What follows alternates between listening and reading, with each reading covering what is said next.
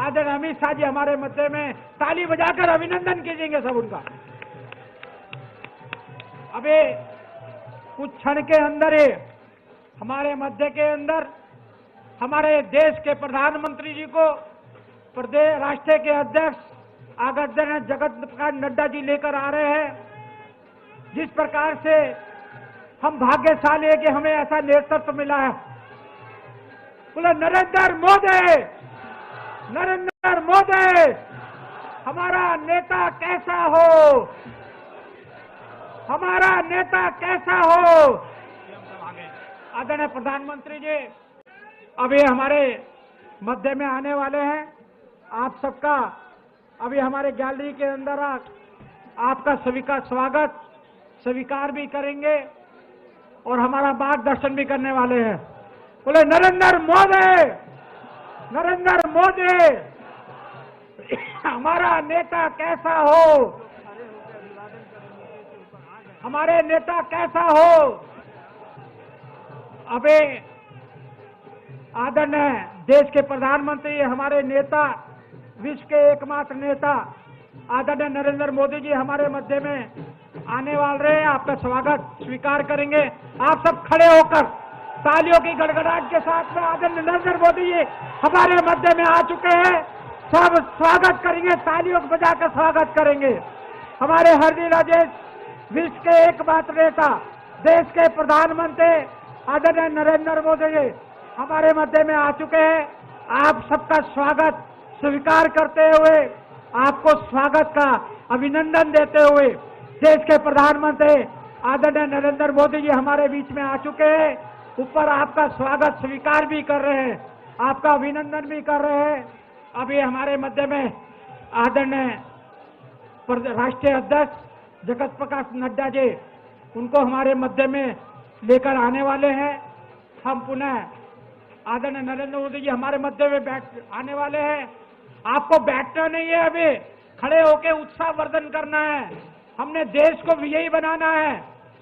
हम भाग्यशाली हैं कि हमें नरेंद्र मोदी जी जैसा नेतृत्व मिला है। हमारे मध्य में देश के प्रधानमंत्री आदरणीय नरेंद्र मोदी आ गए।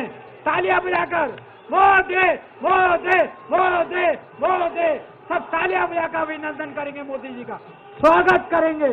हमारे देश के प्रधानमंत्री, विश्व के एकमात्र नेता परम आदरणीय नरेंद्र मोदी जी हमारे मध्य में आपका स्वागत स्वीकार करते हुए, आपका अभिनंदन करते हुए, हम भाग्यशाली है कि हमें ऐसा नेतृत्व मिला।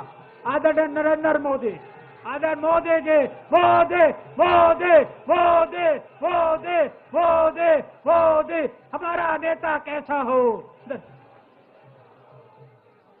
आदरणीय, मैं अभिनंदन करता हूं,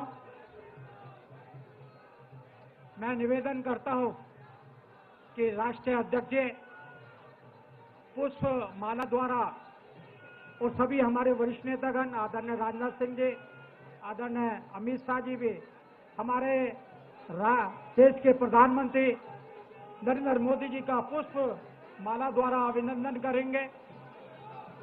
सभी नेतागण आदरणीय मोदी जी का अभिनंदन करते हुए पुष्प माला का ताली बजाकर अभिनंदन करेंगे आप सब उनका। मोदी मोदी मोदी मोदी मोदी,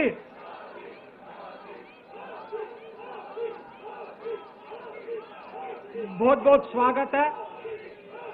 हमारे राष्ट्रीय अध्यक्ष जगत प्रकाश नड्डा जी का भी मैं अब निवेदन करूंगा आदरणीय राष्ट्रीय अध्यक्ष जगत प्रकाश नड्डा जी से कि आए हमारा अध्यक्ष भाषण द्वारा हमारा मार्गदर्शन करें। आदरणीय जगत प्रकाश नड्डा जी।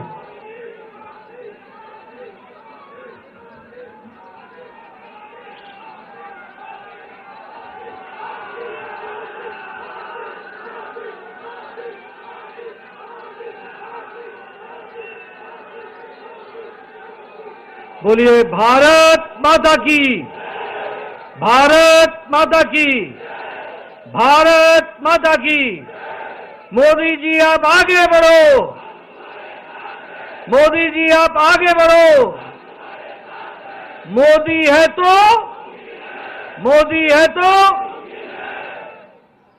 आज के इस विजय श्री के आभार कार्यक्रम में मंच पर उपस्थित हम सबके यशस्वी प्रधानमंत्री आदरणीय श्री नरेंद्र मोदी जी, हमारे रक्षा मंत्री श्री राजनाथ सिंह जी, गृह मंत्री अमित भाई शाह जी, और यहां इतनी बड़ी संख्या में एकत्र आए देवी और सज्जनों, मीडिया के मेरे साथी और करोड़ों लोग जो इस समय डिजिटल दुनिया के माध्यम से जुड़े हैं, आप सब की ओर से आज के इस आभार कार्यक्रम में और विजयश्री के कार्यक्रम में मैं अपनी ओर से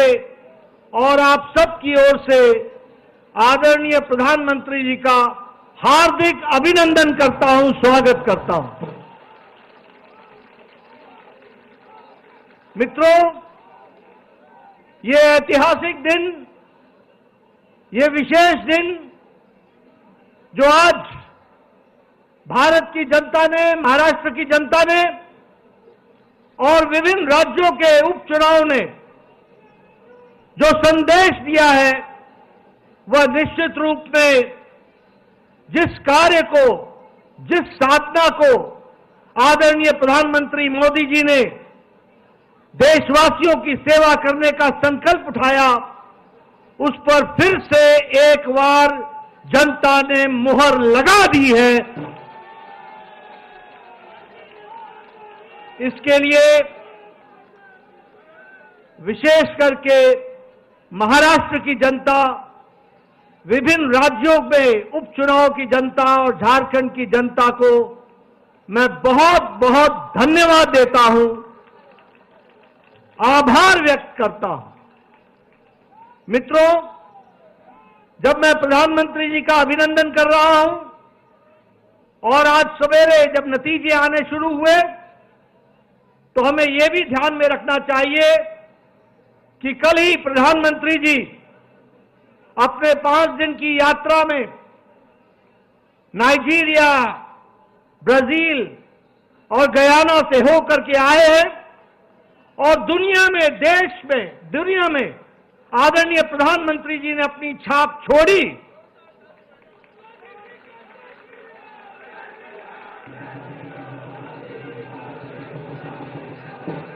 और आप सबको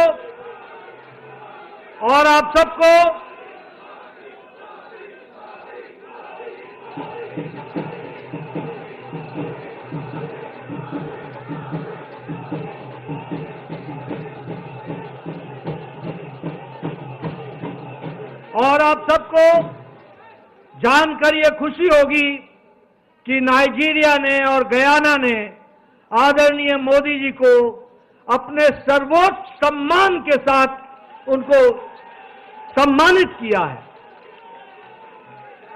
यह हम सब के लिए गर्व की घड़ी है, गर्व का पल है, जब अंतर्राष्ट्रीय जगत में आदरणीय प्रधानमंत्री मोदी जी की छवि और भारत की छवि को जो मोदी जी ने दुनिया में पहुंचाया है, उसको दुनिया ने भी माना है और उसको सराहा है।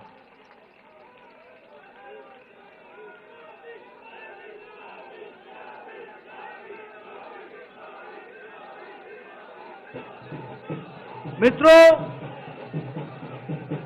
ये जो जीत पिछले आज के दिन महाराष्ट्र में मिली, उपचुनाव में मिली और पिछले दिनों जो हरियाणा में मिली, उसने ये तय कर दिया कि जिस बात को प्रधानमंत्री जी ने रखा, विकासवाद, गांव, गरीब, वंचित, पीड़ित, शोषित, दलित, महिला, युवा, किसान, इनको मुख्य धारा में शामिल करके आगे देश को ले जाना है, इस पर फिर से जनता ने मुहर लगा दी है। ये भी हमको ध्यान में रखना है। मित्रों, यह चुनाव इस बात का भी संदेश देता है कि जो लोग समाज को बांटने में लगे थे, बंटने और बटाने में लगे हुए थे, जो लोग गुमराह करने में लगे हुए थे, उनको मुंह की खानी पड़ी है और प्रधानमंत्री जी का विकासवाद इसको फिर से देश ने सराहा है। कुछ दिनों से ये इंडी अलायंस को भ्रम पैदा हो गया था कि वह जनता को संविधान के नाम पर, जाति के नाम पर, धर्म के नाम पर, तुष्टीकरण के नाम पर बांट करके वो अपना उल्लू सीधा करेंगे, वो सत्ता पर काबिज होंगे, वो सत्ता के नजदीक पहुंचेंगे। ये भ्रम पैदा हो गया था। इस चुनाव ने और हरियाणा के चुनाव ने उनको जवाब दे दिया है और फिर से मैं कहूंगा कि प्रधानमंत्री मोदी जी की नीतियों को मुहर लगाई है।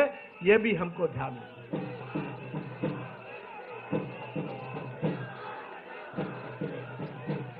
मैं यहां यह भी बताना चाहता हूं कि महाराष्ट्र का चुनाव, महाराष्ट्र का जनादेश हमें और यह भी हमको स्पष्ट बताता है कि महाराष्ट्र का जनादेश न कि सिर्फ हमको 2024 में मिला, जनादेश हमको 2019 में भी मोदी जी के नेतृत्व में मिला था। लेकिन उस समय उद्धव ठाकरे जी की सत्ता के प्रति लोलुपता, मोह और अवसरवादिता ने उस समय पीछे धोखा देकर उस जनादेश का निरादर किया था। और आज महाराष्ट्र की जनता ने फिर से आदर दे करके उनको धत्ता दिखा करके यह संदेश दे दिया है कि जनता मोदी जी के साथ है, महायुति के साथ है, भारतीय जनता पार्टी शिवसेना के साथ है और हमारे एनसीपी के साथ है। मित्रों, आंकड़े ये भी बताते हैं कि अगाड़ी को, ये जो महाअगाड़ी थी, इसको भी संदेश दे दिया है। और जब मैं संदेश देने की बात कहता हूं तो मुझे कांग्रेस के बारे में प्रधानमंत्री जी ने कहा था लोकसभा के चुनाव के पश्चात कि ये परजीवी पार्टी है, ये बेल की तरह, लता की तरह किसी के साथ चिपक जाती है और जिसके साथ चिपकती है उसको भी सुखा देती है। इस चुनाव ने तो कांग्रेस पार्टी को खुद तो सुखाया ही सुखाया, परजीवी को, दूसरे को भी सुखा दिया। और जो अगाड़ी के नतीजे हैं वो इस बात को प्रमाणित करते हैं परजीवी के बारे में। मैं यहां यह भी बताना चाहता हूं कि प्रधानमंत्री जी, आपके नेतृत्व में एक नया शब्द इजाद हुआ जिसे राजनीति में, जिसका उपयोग पिछले 70 साल नहीं हुआ था, क्योंकि 70 साल तक हम एंटी इनकम्बेंसी सुनते थे। आज हम प्रो इनकम्बेंसी सुन रहे हैं। और जब हम प्रो इनकम्बेंसी की बात कहते हैं तो गुजरात में 3 दशक तक कमल खिला है, कमल खिला है, कमल खिला है। मध्य प्रदेश में 2 दशक से कमल खिल रहा है और असम में, त्रिपुरा में, उत्तराखंड में, उत्तर प्रदेश में, गोवा में, यहां 2-2 टर्म, दूसरी टर्म भी भारतीय जनता पार्टी का और एनडीए का परचम लहरा रहा है। और महाराष्ट्र में भी इस बार रिकॉर्ड टूटा है, इसको भी हमको ध्यान में रखना चाहिए। मित्रों, मैं यहां यह भी बताना चाहूंगा कि बाई इलेक्शन में, उपचुनाव में, उसमें भी पहले हमारे पास सिर्फ 11 सीटें थी। आज भारतीय जनता पार्टी 20 सीटें जीत करके आई और एनडीए 8 सीट जीत करके आई। 28 सीटें हम जीत करके आए हैं और वह भी देश का मूड बताता है, देश का मन बताता है, जिसको हमको हमेशा समझना चाहिए। उत्तर प्रदेश में 9 में से 7 सीटें भारतीय जनता पार्टी के पक्ष में गई और कुंदरकी की सीट पहली बार भारतीय जनता पार्टी जीत करके आई और वहां परचम लहराया है। राजस्थान में हमारे पास 2 सीटें थी एनडीए की, 1 सीट बीजेपी की थी। आज राजस्थान में 7 में से 5 सीटें भारतीय जनता पार्टी के पक्ष में गई। बिहार में नीतीश जी के नेतृत्व में वहां सरकार चल रही है, वहां 4 सीटों पर चुनाव हुआ और चारों की चारों सीटें एनडीए ने जीत ली। ये हमको ध्यान में रखना चाहिए, जिसमें से एक सीट हम पार्टी ने रिटेन की। वहीं हमारे जनता दल यूनाइटेड ने आरजेडी से 1 सीट बेलमगंज की, वो 32 साल बाद एनडीए के पक्ष में गई और जेडीयू के पक्ष में गई। और उसी तरीके से हमारे शाहबाद इलाके में जो दोनों सीटें आरजेडी के कब्जे में थी, दोनों ही जगह कमल खिला और भारतीय जनता पार्टी की। असम में हमने 5 की 5 सीटें उपचुनाव में जीत ली, एनडीए ने पूरी की पूरी सीटें जीत ली। गुजरात में 1 सीट का उपचुनाव था जिसे भारतीय जनता पार्टी ने कभी जीती नहीं थी, उसको भी पहली बार जीत हासिल कर ली और उसको भी जीत लिया। मध्य प्रदेश, छत्तीसगढ़ और उत्तराखंड में हमने अपनी 1-1 सीट रिटेन कर ली। और इसी तरीके से हम ये कह सकते हैं कि सारी ताकत लगाने से, जो आप लोगों के सहयोग से यह जीत हम सब लोगों को हासिल हुई है। मैं अपनी ओर से और अपनी पार्टी की ओर से, जहां महाराष्ट्र की जनता को, जहां जहां उपचुनाव हुए वहां की जनता को और हमारे झारखंड की जनता को तहे दिल से आभार व्यक्त करता हूं, धन्यवाद देता हूं। वहीं मैं झारखंड में इस बात का विश्वास दिलाता हूं कि वहां का मत हमें विपक्ष में बैठने के लिए कहा है, हम वहां पर रचनात्मक विपक्ष की भूमिका निभाएंगे और देश को मजबूत करते हुए बांग्लादेशियों के खिलाफ जो वहां पर विषय चला है उसको हम अंतिम स्तर तक लड़ेंगे और उस बात को हम उजागर करेंगे। मित्रों, मैं अंत में सभी कार्यकर्ताओं को, जिन्होंने दिन रात एक किया, मेहनत की, अपने घर को छोड़कर महीनों चुनाव में लगे रहे और हर वोटर तक पहुंचने का प्रयास किया। आपकी मेहनत रंग लाई है। आपकी मेहनत के लिए आप सबको मैं अपनी ओर से और पार्टी की ओर से बहुत बहुत धन्यवाद देता हूं। और इसी प्रकार से हम मेहनत करते हुए पार्टी को मोदी जी के नेतृत्व में आगे बढ़ाएंगे। यही मुझे कहना है। आप सब लोग आदरणीय प्रधानमंत्री जी के मार्गदर्शन के लिए, वक्तव्य के लिए आतुर हैं। मैं इन्हीं शब्दों के साथ आप सबका बहुत बहुत धन्यवाद। जय भारत।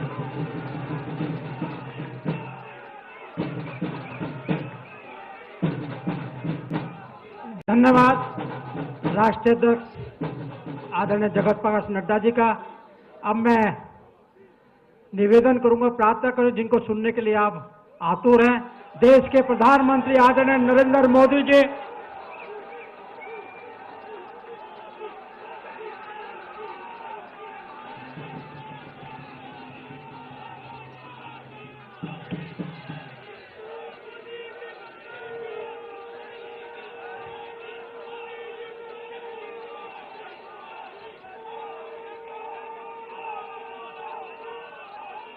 जो लोग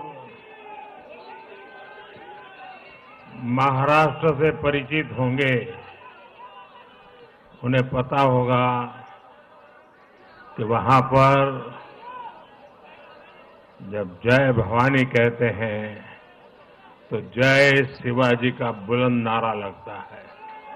जय भवानी, जय भवानी, जय भवानी, जय भवानी। आज हम यहां पर एक और ऐतिहासिक महाविजय का उत्सव मनाने के लिए इकट्ठे हुए हैं। आज महाराष्ट्र में विकासवाद की जीत हुई है। महाराष्ट्र में सुशासन की जीत हुई है। महाराष्ट्र में सच्चे सामाजिक न्याय की विजय हुई है। और साथियों, आज महाराष्ट्र में झूठ, छल, फरेब बुरी तरह हारा है।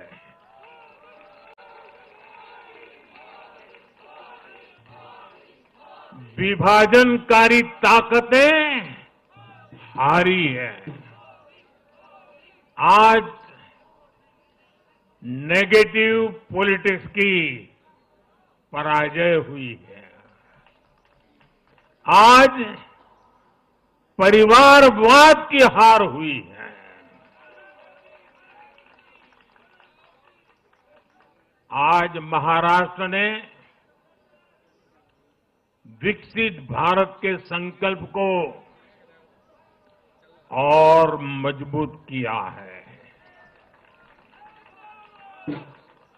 मैं देश भर के भाजपा के, एनडीए के सभी कार्यकर्ताओं को बहुत बहुत बधाई देता हूं, उन सबका अभिनंदन करता हूं।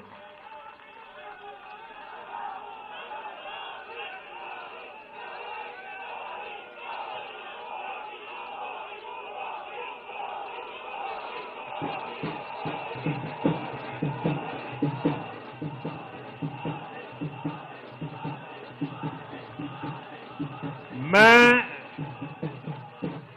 श्री एकनाथ शिंदे जी, मेरे परम मित्र देवेंद्र फडणवीस जी, भाई अजित पवार जी, उन सब की भी भूरी भूरी प्रशंसा करता हूं। साथियों, आज देश के अनेक राज्यों में उपचुनावों के भी नतीजे आए हैं। नड्डा जी ने विस्तार से बताया है, इसलिए मैं विस्तार में नहीं जा रहा हूं। लोकसभा की भी हमारी एक सीट और बढ़ गई है।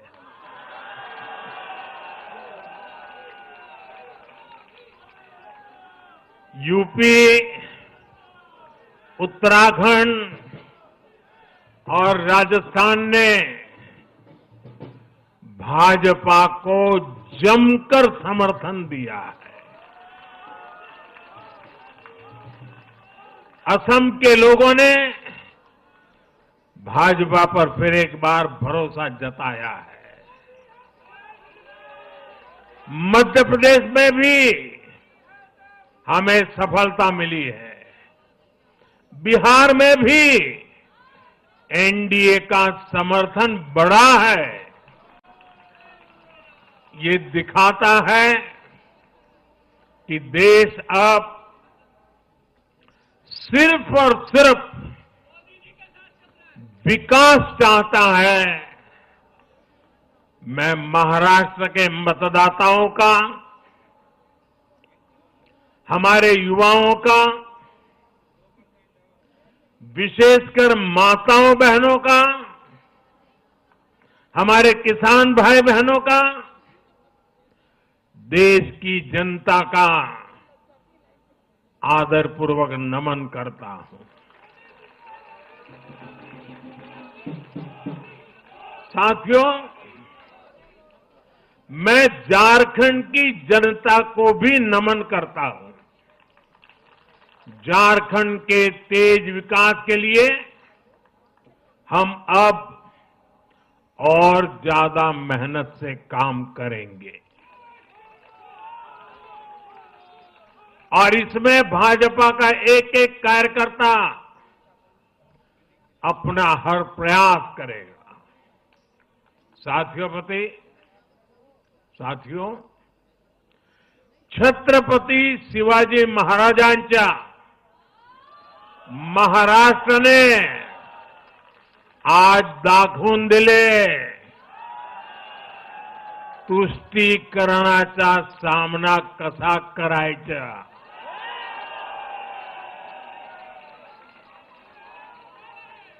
छत्रपती शिवाजी महाराज, शाहूजी महाराज, महात्मा फुले, सावित्रीबाई फुले, बाबा साहब आंबेडकर, वीर सावरकर, बाला साहब ठाकरे, ऐसे महान व्यक्तित्वों की धरती ने इस बार पुराने सारे रिकॉर्ड तोड़ दिए।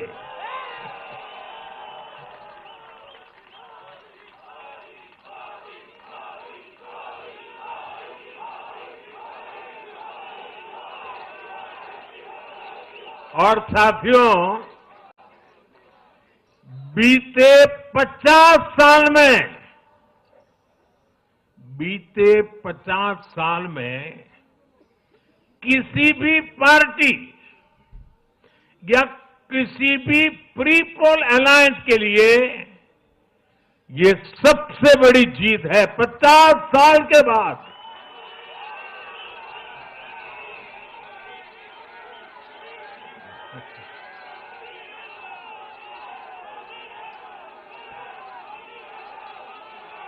और एक महत्वपूर्ण बात मैं बताता हूं, ये लगातार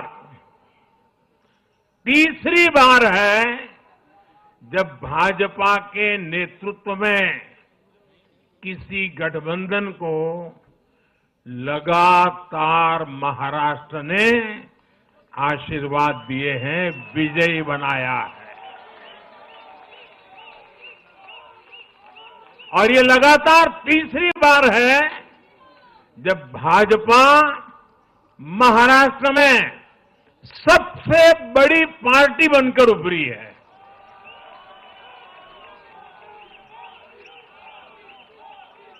साथियों, ये निश्चित रूप से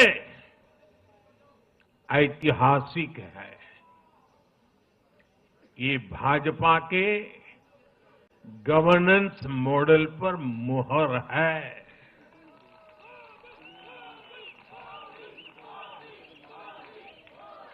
अकेले भाजपा को ही कांग्रेस और उसके सभी सहयोगियों से कहीं अधिक सीटें महाराष्ट्र के लोगों ने दी है। ये दिखाता है कि जब सुशासन की बात आती है तो देश सिर्फ और सिर्फ भाजपा पर और एनडीए पर भरोसा करता है।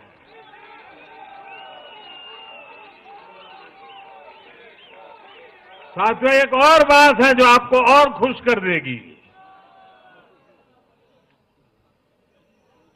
महाराष्ट्र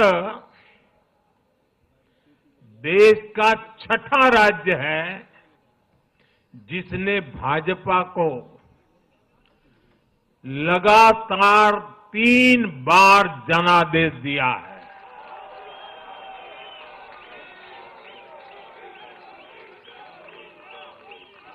इससे पहले गोवा, गुजरात, छत्तीसगढ़, हरियाणा और मध्य प्रदेश में हम लगातार 3 बार जीत चुके हैं और बिहार में भी एनडीए को 3 बार से ज्यादा बार लगातार जनादेश मिला है और 60 साल के बाद आपने मुझे तीसरी बार मौका दिया, ये तो है ही है।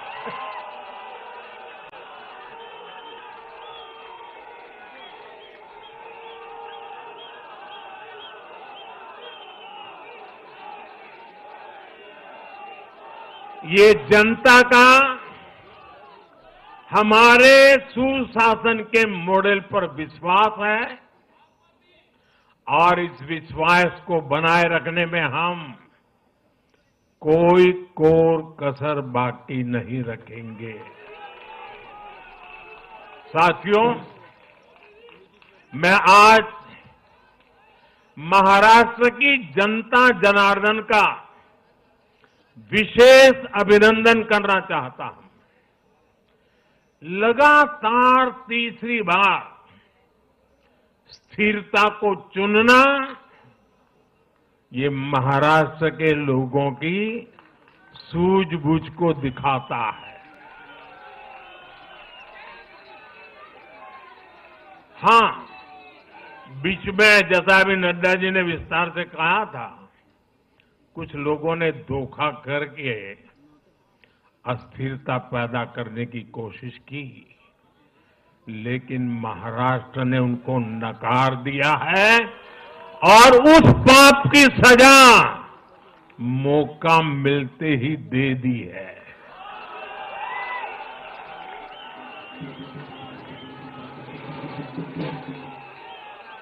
साथियों, महाराष्ट्र इस देश के लिए एक तरह से बहुत महत्वपूर्ण ग्रोथ इंजन है।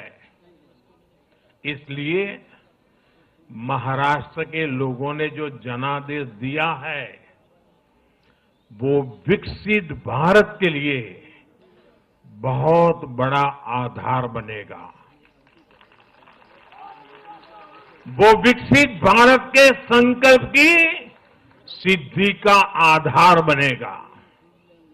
साथियों, हरियाणा के बाद महाराष्ट्र के चुनाव का भी सबसे बड़ा संदेश है एकजुटता।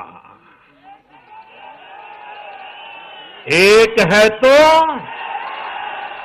एक है तो एक है तो ये आज देश का महामंत्र बन चुका है। कांग्रेस और उसके इकोसिस्टम, उन्होंने सोचा था कि संविधान के नाम पर झूठ बोलकर, आरक्षण के नाम पर झूठ बोलकर एससी, एसटी, ओबीसी को छोटे छोटे समूह में बांट देंगे। वो सोचते थे सब बिखर जाएंगे। कांग्रेस और उसके साथियों की साजिश को महाराष्ट्र ने सिरे से खारिज कर दिया है। महाराष्ट्र ने डंके की चोट पर कहा है, एक है तो एक है तो एक है तो सेब है के भाव ने जाति, धर्म, भाषा और क्षेत्र के नाम पर लड़ाने वालों को सबक सिखाया है, सजा की है।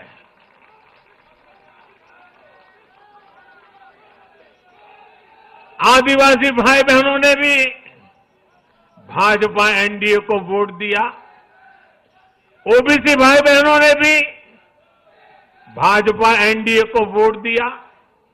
मेरे दलित भाई बहनों ने भी भाजपा एनडीए को वोट दिया।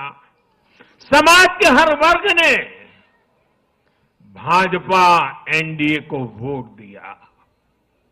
ये कांग्रेस और इंडी गठबंधन के उस पूरे इकोसिस्टम की सोच पर करारा प्रहार है जो समाज को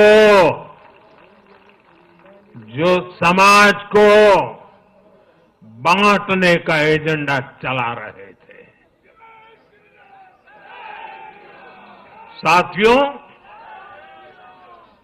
महाराष्ट्र ने एनडीए को इसलिए भी प्रचंड जनादेश दिया है क्योंकि हम विकास और विरासत दोनों को साथ लेकर चलते हैं।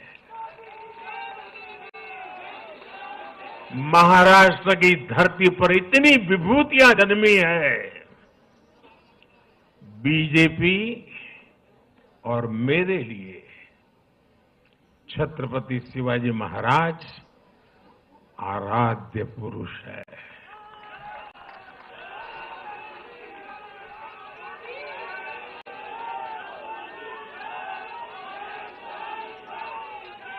धर्मवीर छत्रपति संभाजी महाराज हमारी प्रेरणा है। हमने हमेशा बाबा साहब आंबेडकर, महात्मा फूले, सावित्रीबाई फूले, इनके सामाजिक न्याय के विचार को माना है।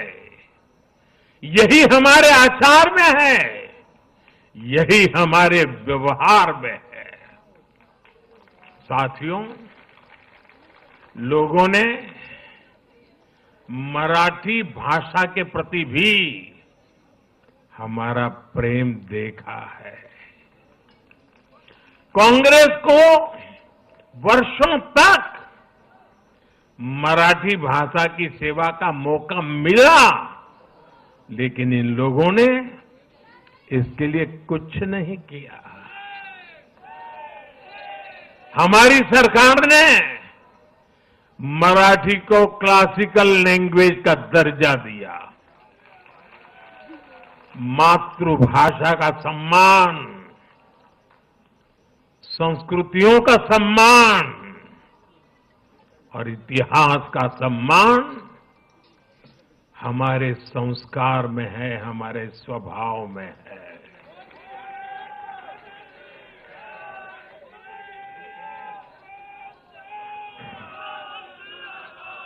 और मैं तो हमेशा कहता हूं, मातृभाषा का सम्मान मतलब अपनी मां का सम्मान।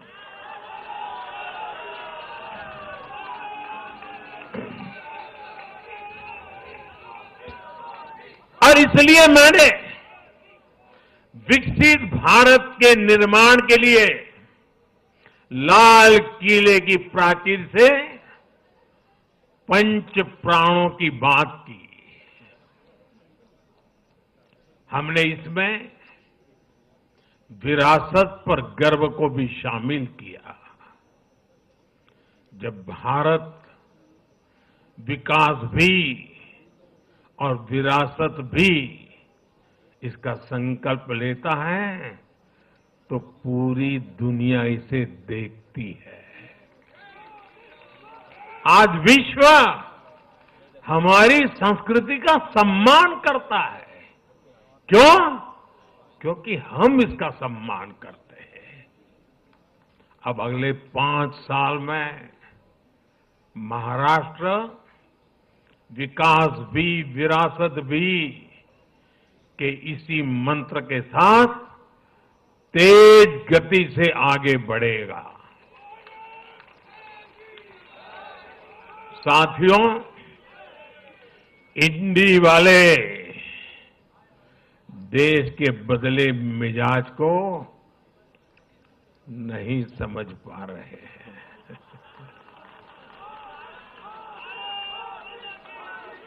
ये लोग सच्चाई को स्वीकार करना ही नहीं चाहते।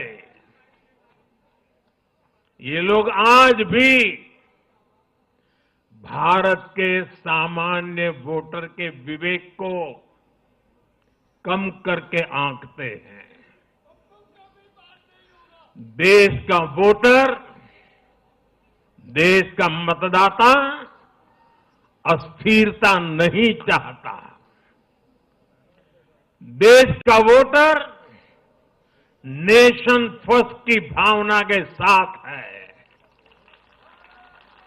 जो कुर्सी फर्स्ट का सपना देखते हैं, उन्हें देश का वोटर पसंद नहीं करता।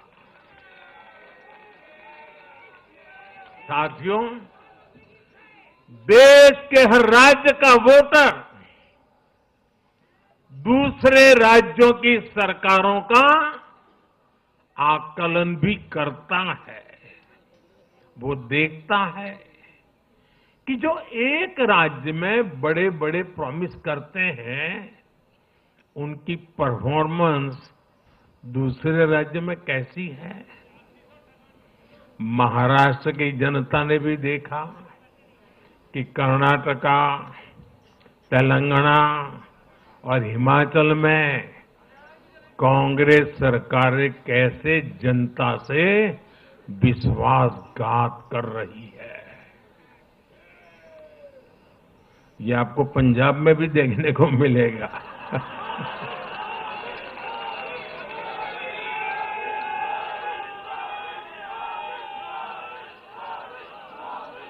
जो वादे महाराष्ट्र में किए गए, उनका हाल दूसरे राज्यों में क्या है। इसलिए कांग्रेस के पाखंड को जनता ने खारिज कर दिया है। कांग्रेस ने जनता को गुमराह करने के, इसके लिए जो दूसरे राज्यों के अपने मुख्यमंत्री तक मैदान में उतारे, तब भी इनकी चाल सफल हो नहीं पाई। इनके ना तो झूठे वादे चले और ना ही खतरनाक एजेंडा चला। साथियों, आज महाराष्ट्र के जनादेश का एक और संदेश है। पूरे देश में सिर्फ और सिर्फ एक ही संविधान चलेगा।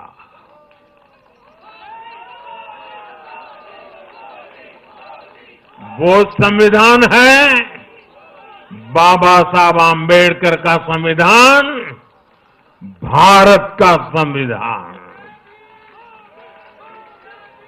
जो भी सामने या पर्दे के पीछे देश में दो संविधान की बात करेगा, उसको देश पूरी तरह से नकार देगा। कांग्रेस और उसके साथियों ने जम्मू कश्मीर में फिर से आर्टिकल 370 की दीवार बनाने का प्रयास किया।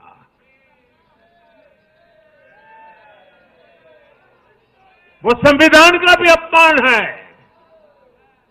महाराष्ट्र ने उनको साफ साफ बता दिया कि ये नहीं चलेगा। अब दुनिया की कोई भी ताकत, और मैं कांग्रेस वालों को कहता हूं, कान खोल के सुन लो,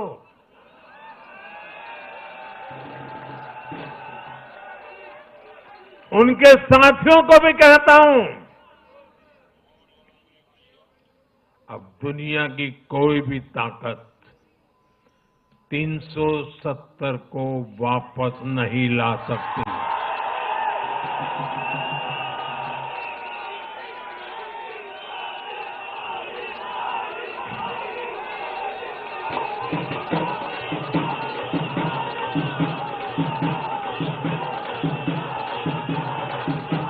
साथियों, महाराष्ट्र के इस चुनाव ने इंडी वालों का या गाड़ी वालों का दो मुहा चेहरा भी देश के सामने खोल करके रख दिया है।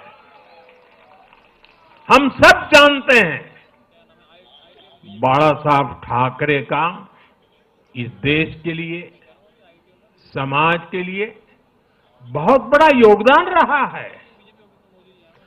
कांग्रेस ने सत्ता के लालच में उनकी पार्टी के एक धड़े को साथ में तो ले लिया, तस्वीरें भी निकाल दी, लेकिन कांग्रेस का कोई नेता बाला साहब ठाकरे की नीतियों की कभी भी प्रशंसा नहीं कर सकती। और इसलिए मैंने अघाड़ी में कांग्रेस के साथी दलों को चुनौती दी थी कि वो कांग्रेस से बाला साहब ठाकरे की नीतियों की तारीफ में कुछ शब्द जरा बुलवा करके दिखाएं। आज तक वो ये नहीं कर पाए हैं। मैंने दूसरी चुनौती वीर सावरकर जी को लेकर के दी थी। कांग्रेस के नेतृत्व ने लगातार पूरे देश में वीर सावरकर का अपमान किया है, उन्हें गालियां दी है। महाराष्ट्र में वोट पाने के लिए इन लोगों ने टेम्पररी वीर सावरकर जी को जरा टेम्पररी गाली देना उन्होंने बंद किया है। लेकिन वीर सावरकर के तप त्याग के लिए उनके मुंह से एक बार भी सत्य नहीं निकला, और यही इनका दो मुहापन है। ये दिखाता है कि उनकी बातों में कोई दम नहीं है। उनका मकसद सिर्फ और सिर्फ वीर सावरकर को बदनाम करना है। साथियों, भारत की राजनीति में अब कांग्रेस पार्टी परजीवी बनकर रह गई है।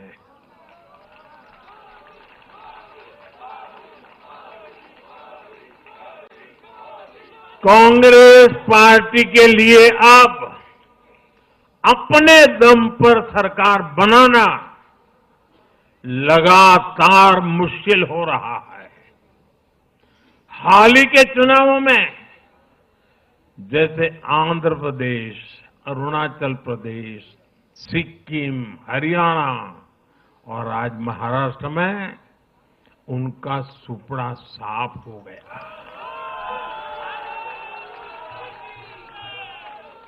कांग्रेस की घिसी पीटी विभाजनकारी राजनीति फेल हो रही है, लेकिन फिर भी कांग्रेस का अहंकार देखिए, उसका अहंकार 7वें आसमान पर है। सच्चाई ये है कि कांग्रेस अब एक परजीवी पार्टी बन चुकी है। कांग्रेस सिर्फ अपनी ही नहीं बल्कि अपने साथियों की नाव को भी डुबो देती है। आज महाराष्ट्र में भी हमने यही देखा है। महाराष्ट्र में कांग्रेस और उसके गठबंधन ने महाराष्ट्र की हर 5 में से 4 सीट हार गई। अघाड़ी के हर घटक का स्ट्राइक रेट 20% से भी नीचे है। ये दिखाता है कि कांग्रेस खुद भी डूबती है और दूसरों को भी डुबोती है। महाराष्ट्र में सबसे ज्यादा सीटों पर कांग्रेस चुनाव लड़ी, उतनी ही बड़ी हार इनके सहयोगियों वालों को भी मिली। वो तो अच्छा है कि यूपी जैसे राज्यों में कांग्रेस के सहयोगियों ने उससे जान छुड़ा ली, वरना वहां भी कांग्रेस के सहयोगियों को लेने के डेरे पड़ जाते। साथियों, सत्ता भूख में कांग्रेस के परिवार ने संविधान की पंथ निरपेक्षता की भावना को चूर चूर कर दिया है। हमारे संविधान निर्माताओं ने उस समय 47 में विभाजन की विभीषिका के बीच भी हिंदू संस्कार और परंपरा को जीते हुए पंथ निरपेक्षता की राह को चुना था। तब देश के महापुरुषों ने संविधान सभा में जो डिबेट की थी, उसमें भी इसके बारे में बहुत विस्तार से चर्चा हुई थी। लेकिन कांग्रेस के इस परिवार ने झूठे सेक्युलरिज्म के नाम पर उस महान परंपरा को तबाह करके रख दिया है। कांग्रेस ने तुष्टीकरण का जो बीज बोया, वो संविधान निर्माताओं के साथ बहुत बड़ा विश्वासघात है। और ये विश्वासघात मैं बहुत जिम्मेवारी के साथ बोल रहा हूं, संविधान के साथ इस परिवार का विश्वासघात है। दशकों तक कांग्रेस ने देश में यही खेल खेला। कांग्रेस ने तुष्टीकरण के लिए कानून बनाए, सुप्रीम कोर्ट के आदेश तक की परवाह नहीं की। इसका एक उदाहरण वक्फ बोर्ड है।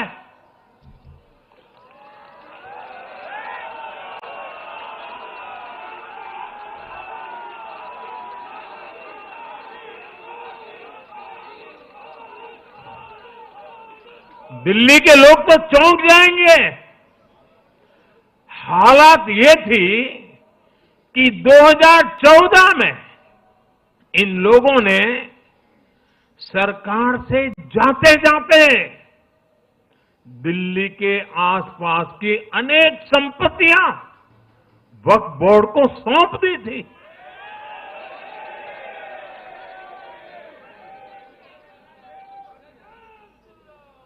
बाबा साहब आम्बेडकर जी ने जो संविधान हमें दिया है ना, जिस संविधान की रक्षा के लिए हम प्रतिबद्ध है, संविधान में वक्फ कानून का कोई स्थान ही नहीं है। लेकिन फिर भी कांग्रेस ने तुष्टीकरण के लिए वक्फ बोर्ड जैसी व्यवस्था पैदा कर दी। ये इसलिए किया गया ताकि कांग्रेस के परिवार का वोट बैंक बढ़ सके। सच्ची पंथ निरपेक्षता को कांग्रेस ने एक तरह से मृत्यु दंड देने की कोशिश की है।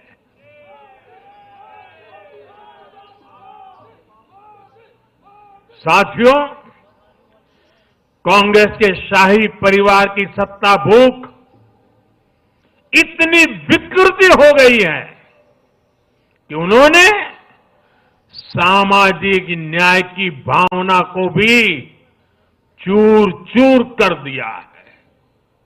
एक समय था जब कांग्रेस के नेता इंदिरा जी समेत खूब जात पात के खिलाफ बोलते थे, पब्लिकली लोगों को समझाते थे, एडवर्टाइजमेंट छापते थे, लेकिन आज यही कांग्रेस और कांग्रेस का एक परिवार खुद की सत्ता भूख को शांत करने के लिए जातिवाद का जहर फैला रहा है। इन लोगों ने सामाजिक न्याय का गला घोंट दिया है।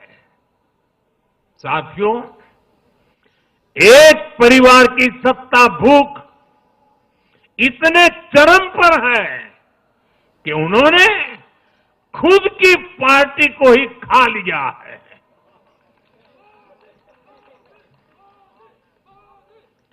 देश के अलग अलग भागों में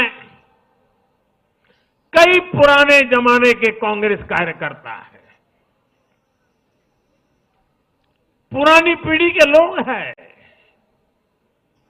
जो अपने जमाने की कांग्रेस को ढूंढ रहे हैं। लेकिन आज की कांग्रेस के विचार से, व्यवहार से, आदत से उनको ये साफ पता चल रहा है कि ये वो कांग्रेस नहीं है। इसलिए कांग्रेस में आंतरिक रूप से असंतोष बहुत ज्यादा बढ़ रहा है। उनकी आरती उतारने वाले भले आज इन खबरों को दबा के रखे, लेकिन भीतर आग बहुत बड़ी है। असंतोष की ज्वाला भड़क चुकी है। सिर्फ एक परिवार के ही लोगों को कांग्रेस चलाने का हक है। सिर्फ वही परिवार काबिल है, दूसरे नाकाबिल हैं। परिवार की सोच ने, इस जीत ने कांग्रेस में एक ऐसा माहौल भी बना दिया कि किसी भी समर्पित कांग्रेस कार्यकर्ता के लिए वहां काम करना मुश्किल हो गया है। आप सोचिए, कांग्रेस पार्टी की प्राथमिकता आज सिर्फ और सिर्फ परिवार है। देश की जनता उनकी प्राथमिकता नहीं है। और जिस पार्टी की प्राथमिकता जनता न हो, वो लोकतंत्र के लिए बहुत ही नुकसानदायी होती है। साथियों, कांग्रेस का परिवार सत्ता के बिना जी नहीं सकता। चुनाव जीतने के लिए लोग कुछ भी कर सकते हैं। दक्षिण में जाकर उत्तर को गाली देना, उत्तर में जाकर के दक्षिण को गाली देना, और विदेश में जाकर देश को गाली देना।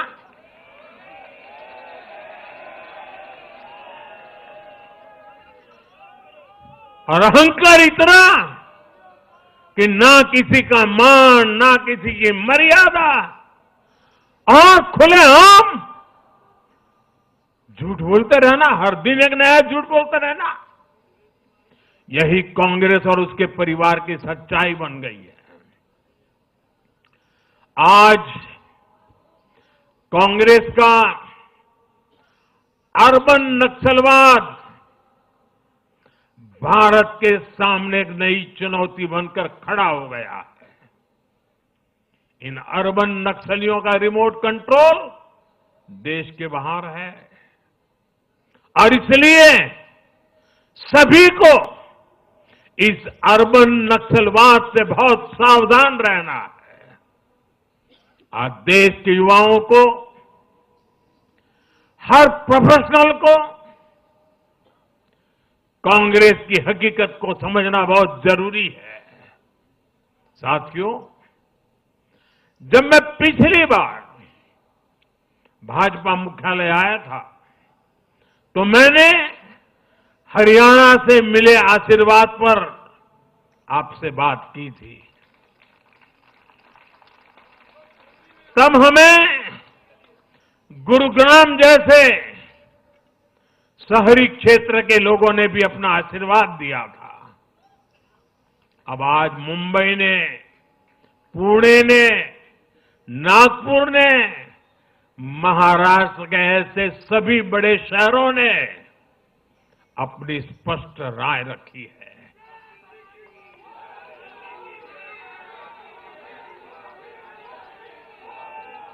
शहरी क्षेत्रों के गरीब हो, शहरी क्षेत्रों के मिडिल क्लास हो, हर किसी ने भाजपा का समर्थन किया है और एक स्पष्ट संदेश दिया है। यह संदेश है आधुनिक भारत का, विश्व स्तरीय शहरों का। हमारे महानगरों ने विकास को चुना है, आधुनिक इंफ्रास्ट्रक्चर को चुना है और सबसे बड़ी बात, उन्होंने विकास में रोड़े अटकाने वाली राजनीति को नकार दिया है। आज बीजेपी हमारे शहरों में ग्लोबल स्टैंडर्ड के इंफ्रास्ट्रक्चर बनाने के लिए लगातार काम कर रही है। चाहे मेट्रो नेटवर्क का विस्तार हो, आधुनिक इलेक्ट्रिक बसें हो, कोस्टल रोड और समृद्धि महामार्ग जैसे शानदार प्रोजेक्ट हो, एयरपोर्ट का आधुनिकीकरण हो, शहरों को स्वच्छ बनाने की मुहिम हो, इन सभी पर बीजेपी का बहुत ज्यादा जोर है। आज का शहरी भारत ईज ऑफ लिविंग चाहता है और इन सब के लिए उसका भरोसा बीजेपी पर है, एनडीए पर है। साथियों, आज बीजेपी देश के युवाओं को नए नए सेक्टर्स में अवसर देने का प्रयास कर रही है। हमारी नई पीढ़ी इनोवेशन और स्टार्टअप के लिए माहौल चाहती है। बीजेपी से ध्यान में रखकर नीतियां बना रही है, निर्णय ले रही है। हमारा मानना है कि भारत के शहर विकास के इंजन है। शहरी विकास से गांवों को भी ताकत मिलती है। आधुनिक शहर नए अवसर पैदा करते हैं।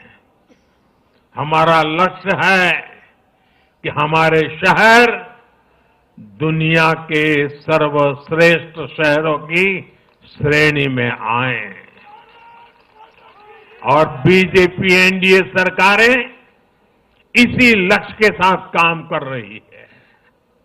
साथियों, मैंने लाल किले से कहा था कि मैं 1 लाख ऐसे युवाओं को राजनीति में लाना चाहता हूं जिनके परिवार का राजनीति से कोई संबंध नहीं। आज एनडीए के अनेक ऐसे उम्मीदवारों को मतदाताओं ने समर्थन दिया है। मैं इसे बहुत शुभ संकेत मानता हूं। साथियों, अरे चुनाव आएंगे जाएंगे, लोकतंत्र में जय पराजय भी चलती रहेगी, लेकिन भाजपा का, एनडीए का ध्येय सिर्फ चुनाव जीतने तक सीमित नहीं है। हमारा ध्येय सिर्फ सरकार बनाने तक सीमित नहीं है। हम देश बनाने के लिए निकले हैं। हम विकसित भारत बनाने के लिए निकले हैं। भारत का हर नागरिक, एनडीए का हर कार्यकर्ता, भाजपा का हर कार्यकर्ता दिन रात इसमें जुटा है। हमारी जीत का उत्साह हमारे इस संकल्प को और मजबूत करता है। हमारे जो प्रतिनिधि चुनकर आए हैं वो इसी संकल्प के लिए प्रतिबद्ध है। हमें देश के हर परिवार का जीवन आसान बनाना है। हमें सेवक बनकर, और ये मेरे जीवन का मंत्र है, हमें सेवक बनकर देश के हर नागरिक की सेवा करनी है। हमें उन सपनों को पूरा करना है जो देश की आजादी के मत वालों ने भारत के लिए देखे थे। हमें मिलकर विकसित भारत का सपना साकार करना है। सिर्फ 10 साल में हमने भारत को दुनिया की 10वीं सबसे बड़ी इकोनॉमी से दुनिया की 5वीं सबसे बड़ी इकोनॉमी बना दिया।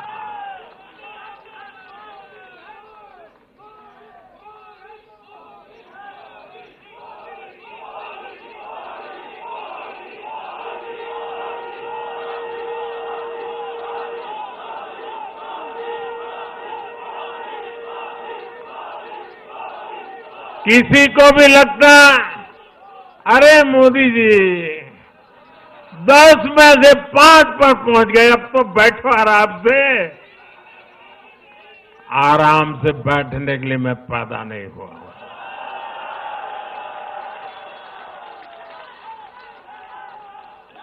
वो दिन दूर नहीं जब भारत दुनिया की 3री सबसे बड़ी अर्थव्यवस्था बन के रहेगा।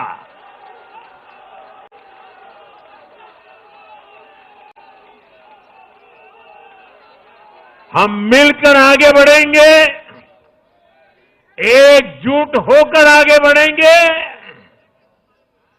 तो हर लक्ष्य पाकर रहेंगे। इसी भाव के साथ एक है तो